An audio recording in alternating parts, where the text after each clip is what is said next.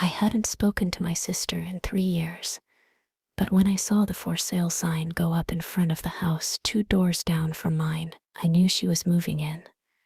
Not because she told me, not because we reconciled, but because she'd never let go of her old habits, especially the one where she inserted herself into my life, just enough to provoke, but never enough to admit she wanted back in.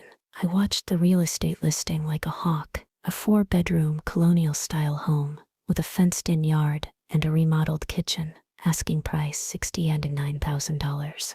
I knew the agent, I knew the sellers. This neighborhood, Maple Glen Estates, was mine long before it would ever be hers, and yet there she was, Chloe, with her real estate license, her surgically enhanced smile, and her charming husband, who smiled too much for someone who cheated on her twice. She had closed the deal under a client's name. I only confirmed it when I noticed her silver Lexus parked in the driveway a full week before the movers came. I didn't confront her. That's not how I work. I invited the new owners for dinner.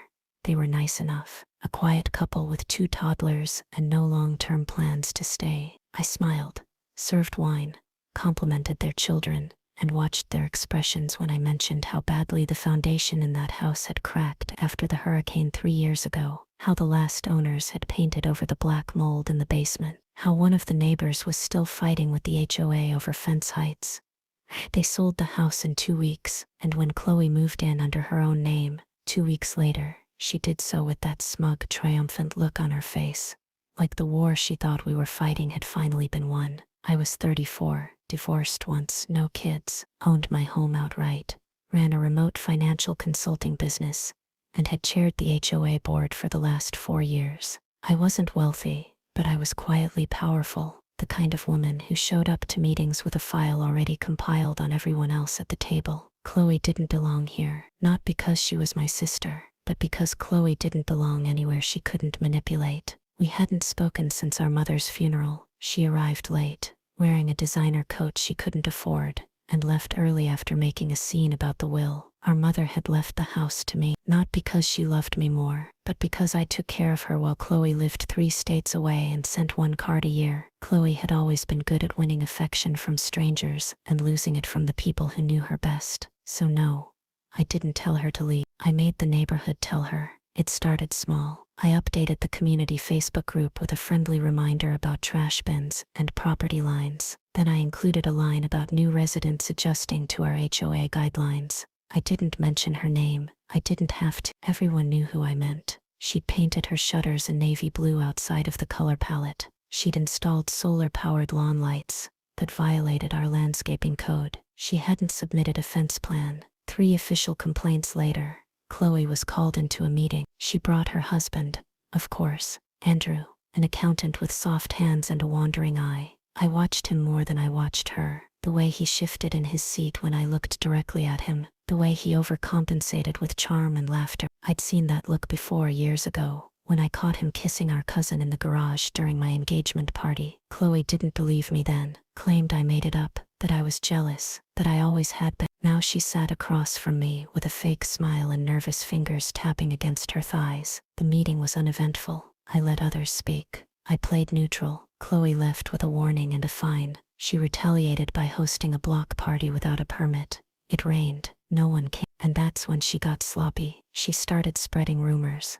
Little things at first, like saying I was divorced because I cheated, that I never wanted kids, that I had mental health issues, that I was cruel to our mother. She didn't say these things directly. No, she let them slip in casual conversations, with neighbors, with the PTA moms at the school she didn't even send her kids to yet. I heard it all. You see, people like to talk to the woman who keeps the books, handles the budgets, and has the ear of the HOA president. They tell me things. That's when I realized she hadn't just moved into my neighborhood. She was trying to steal it. But I didn't fight fire with fire. I built an entire furnace. There's something you should know about this place. Maple Glen Estates looks quiet, but underneath the trimmed lawns and annual bake sales, it runs on politics and pettiness. I knew every crack in the sidewalk, every violation on file, every overdue fee, every extramarital affair. I never used that information until Chloe gave me a reason. She joined the HOA board. She ran unopposed for the vacant secretary seat.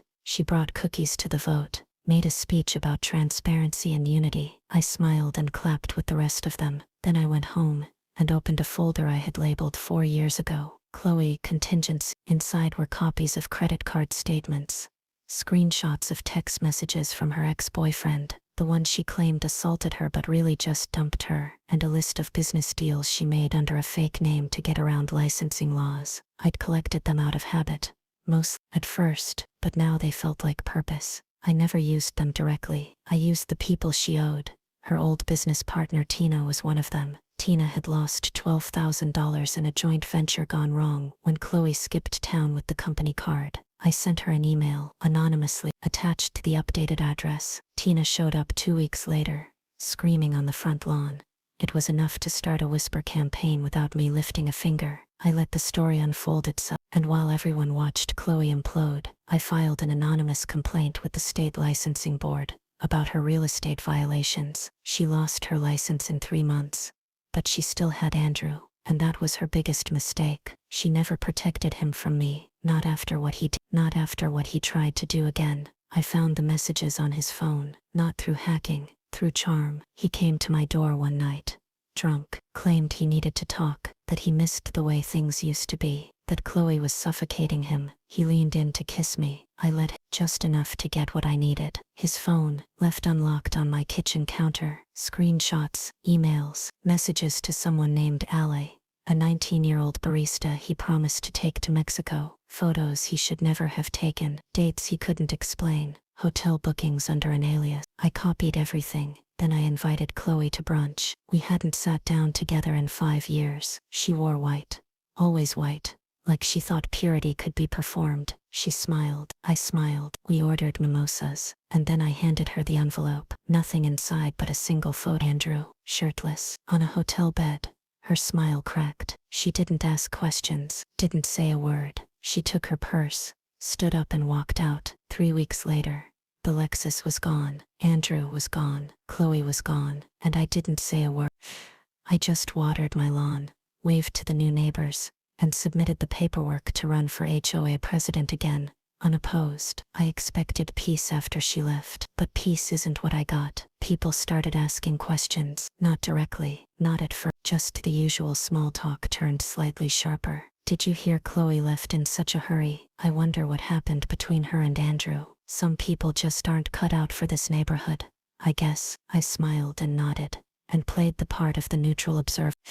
But I knew the silence wouldn't last. 2 weeks after Chloe moved out, I received an envelope in my mailbox. No return address, just my name, handwritten in block letters. Inside was a single sheet of paper, a copy of my sealed court records from 2017. It was a protection order, filed by my ex-husband. He had claimed I'd been emotionally abusive, controlling, and unfit to co-own property. The order was dismissed because it was based on nothing. He filed it during our divorce to gain leverage in the settlement. My lawyer had it buried and sealed, but someone had dug it up. Only 3 people had ever known about it. My lawyer, my ex, and Chloe. The message was clear. I wasn't done. She was just playing a different game now. I didn't panic. I waited. The next week, a complaint was filed against me with the state CPA board. Accusations of financial misconduct and improper handling of client accounts. The complaint was anonymous. I had nothing to hide. My records were spotless. But audits take time. And while they take time, people gossip. It affected business. 3 clients paused their contracts. 1 terminated entirely. I kept working. Then came the podcast. Someone started a local gossip podcast, Maple Glen Unfiltered. It was amateur stead audio, worse editing, but the host had anonymous sources who claimed the HOA president was a manipulative sociopath, that she used surveillance tactics, that she bullied her neighbors out of the community. They didn't use my name, but everyone knew, because the next day, a lawn sign appeared 3 blocks over. Dethrone the queen. Clever, crude, pathetic. I didn't fight it. I waited, and while I waited, I got to work. I started with Andrew. Turns out his company had strict clauses about ethics and infidelity, particularly with subordinates. I contacted HR, not anonymously. I sent the screenshots, the messages, the hotel confirmations, attached a short letter. I thought you should know. Andrew was fired within a week, unemployed and unemployable in his field. I knew he'd call Chloe. He did. She didn't answer. Then I found the podcast host, a part-time real estate blogger named Heather Randall, who lived in a rental on Oak Street, divorced, in debt, bitter. I invited her to coffee. She thought I wanted to buy ad space. What I did was better. I offered her a job. She hesitated until I showed her a printout of her bank records, the ones that showed a series of $500 Venmo transfers from Chloe's account, labeled consulting, marketing, school fund. She turned pale. I offered her a better gig. 4 episodes later, the podcast host issued a clarification about her sources. She mentioned how easily misinformation spreads, how some people can be manipulated into saying things they don't mean. She didn't name Chloe. She didn't have to. Then I started talking again, just a little, over drinks with neighbors, during school fundraisers, at the dog park. I let stories fall out in just the right tone. You know, Chloe always hated that our mother left me the house. Said it should have gone to her. Andrew tried to kiss me once. I never told Chloe I didn't want to hurt her. She's always been a little impulsive, hard to trust. People filled in the rest. One night, around 10 p.m., I got a knock at the door. It was Megan. She lived on the west end of the neighborhood. A former friend of Chloe's, the kind of woman who never took sides until it was profitable. She brought a bottle of wine and 2 glasses. I thought you might like to know, she said. Chloe's staying with a cousin in Atlanta. She's trying to get back into real estate but can't get licensed in the state anymore. Word is, she's thinking about suing the HOA for discrimination. I poured the wine. You think she'll follow through? I asked. Megan shrugged. Only if she finds a lawyer desperate enough. I smiled, and then I asked the question I'd been holding in for weeks. Do you want her seat on the board? Megan's eyes lit up. We scheduled a vote the next week. Megan ran unopposed. At the meeting I stood up and gave a short statement about trust, leadership and community. Megan clapped first, others followed. When I stepped outside, the air was cool and quiet. The lights from the porch across the street flickered on. A dog barked once, then stopped, and for the first time in months, I felt the stillness settle, not because Chloe was gone, but because I had reclaimed the ground she tried to stand on, not with rage, not with fire, but with method, with truth, with precision. And I knew this. If she ever came back, I wouldn't need to destroy her. She'd already done it herself. 3 months passed. The neighborhood returned to its rhythm. Slow, predictable, suburban. The kind of place where arguments were buried beneath potlucks and soccer games. Where everyone smiled a little too hard, and whispered just low enough to deny it later. I was at peace, or close enough. Then the letter came. This one wasn't anonymous. It came from a law firm, Drexler and Hunt, based out of Atlanta. It was addressed to the HOA board, but it had my name printed right at the top. The subject, Notice of Intent to File Civil Suit. Chloe was alleging defamation, interference with employment, and emotional distress. I read the letter twice, then a 3rd time. I felt nothing, not anger, not fear, just clarity. She was desperate. There were holes all over the claim, no specific dates, no documentation, no proof. But what it would do, what it was meant to do, was start the process, open discovery, force us to respond, waste our time, money, energy. She didn't want to win. She wanted to drain me. But I didn't fight with panic. I fought with records. I called an emergency board meeting, brought copies of every HOA interaction Chloe had engaged in, every infraction, every fine, every neighbor complaint, all dated, signed and filed. I pulled up HOA bylaws, policy handbooks, complaint procedure. I even had screenshots of public comments Chloe had made on the neighborhood Facebook group where she accused residents of targeting her family and acting like a cult. She had no case, but that wasn't the point. The real goal was to bleed us dry until we settled. I knew what I had to do. I had to make Chloe a liability to the law firm that took her case. So I dug. Drexler and Hunt was a mid-tier firm, took on emotionally charged cases for PR. They ran a clean website and dirty operation. Their lead attorney, Carter Hunt, had a reputation for pushing boundaries. He'd been investigated twice for witness manipulation, never charged. I started watching. Carter had a pattern. He sent aggressive letters, then posted vague wins on LinkedIn before settlements were reached. He built his brand off fear and implication. I needed him to see Chloe as a losing bet, so I gave him a reason. I sent an anonymous tip to one of the paralegals at his firm, included screenshots of Chloe's Venmo payments to Heather Randall. I added a message, Might want to vet your plaintiff before discovery starts. It worked faster than I expected. 1 week later, Drexler and Hunt withdrew from representation. Chloe tried to find another firm. She posted a vague message on her old professional Instagram account. Something about being betrayed by institutions. 2 people liked it. One of them was her cousin in Atlanta. The other was a bot account with 0 followers. I should have felt triumph. Instead I felt cold, not guilt, just the silence that follows a completed plan. It didn't last. 2 days later my doorbell rang. It was my ex-husband, Jason. We hadn't spoken in 6 years, not since the divorce was finalized. He looked tired, thin, the kind of man who hadn't had control in a long time. I got a call from Chloe, he said. She wanted me to verify some things for a journalist she's talking to. I stepped aside and let him in. He sat at the kitchen table like he used to, back when we thought shared space was the same as shared purpose. I told her no, he said. Why? He shrugged. She's unstable, vindictive. And I owed you that much. I didn't say anything, just poured coffee. He stayed longer than I expected. Asked about my work, my house, my life. Tried to laugh like we used to. I didn't encourage it. When he finally left, he looked back at the doorway. You know, he said, I always thought Chloe envied you. Not just the house or the title. You, the way people listen when you talk, the way they trust you. That power. He paused. It scared her.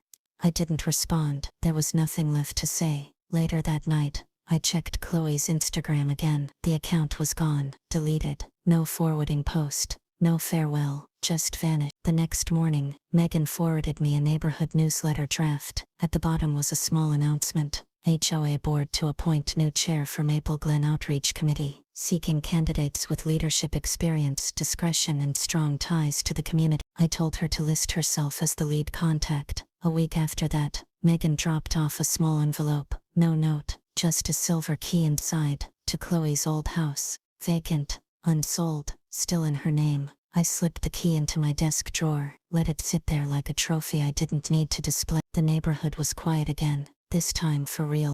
The months that followed were slow and deliberate. Exactly how I liked them. No more complaints. No whispers in grocery store aisles. No podcast episodes. Just mulch deliveries and carpool pickups. And the occasional HOA drama over decorative wreaths. I rebuilt my client base. Quietly, carefully. I didn't need growth. I needed consistency, stability. Clients who didn't care about gossip, only results. The board ran smoother than it ever had. Megan was sharp, dependable, loyal, as long as the current stayed in her favor. That was fine. I didn't need friends. I needed order. By spring, the house Chloe left behind was technically in foreclosure. She'd stopped making payments in January. I kept an eye on the court docket. A bank out of Illinois was moving to repossess. Her name was still on the deed. I watched the legal steps move slowly, painfully, publicly. Her credit would take years to recover. I didn't make it happen. I just didn't stop it. One evening, just after 6 p.m., I saw headlights in the driveway. Not a moving truck, just a rideshare. She stepped out in black jeans and a wrinkled hoodie. No makeup, no bags. She stood at the front door for a long time before unlocking it. Lights never came on. I didn't call anyone. I waited. The next morning, I saw her again, sitting on the porch steps, phone in hand, staring at nothing. Megan texted, "Is that?" I replied, "Yeah." A beat later, "What do we do?" I said, "Nothing." Because nothing was exactly what she feared most. Chloe was a woman who thrived on conflict, on chaos, on being noticed. Now she had none of it. She stayed 2 nights. No one visited. No one welcomed her back. On the 3rd day, the sheriff posted the notice on her door, 30 days to vacate. She tore it down, crumpled it in her hand, and sat back on the steps. That night, she knocked on my door. I opened it. We stared at each other for what felt like hours. Her face had changed, sharper in some places, softer in others. "You won," she said. I didn't answer. "Do you feel better?" Still nothing. She swallowed hard. I didn't mean for it to get that far. I stepped aside, but not to invite her in, just to block the porch light from hitting her eyes. "You're not a victim," I said. "You're just out of tactics." She looked down at her shoes, worn, mud-stained. "I lost everything." I nodded once. "Then maybe now you'll finally understand what you tried to take from me." Her mouth opened, then closed. She turned and walked away, didn't say goodbye, didn't ask for help, didn't look back. 30 days later, the house was empty again. The locks were changed, the yard overgrown, a foreclosure sign on the lawn. People stopped mentioning her, like she'd never been here at all.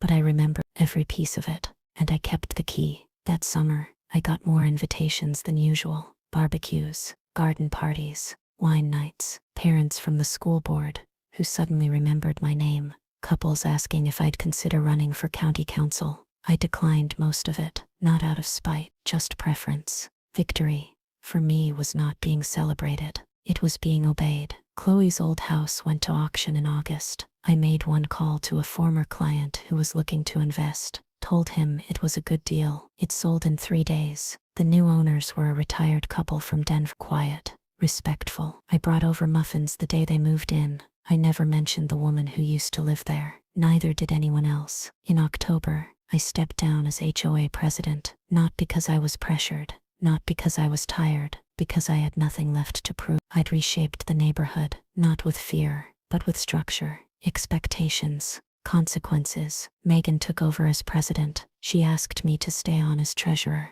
I said no. Some roles require distance. Some victories are cleaner when you don't linger. I redecorated my home, repainted the kitchen, planted new rose bushes in the front yard. They bloomed deep red, almost black at the center. I liked that. One night, weeks later, I pulled out the silver key, the one Chloe had left behind. I walked to the edge of my property and stood by the sidewalk. The air smelled like cedar mulch and summer grass. I dropped the key into the storm drain, watched it vanish into the dark, and I smiled, not because I'd won, but because I knew she could never come back. Not here, not to me, not to who I'd become.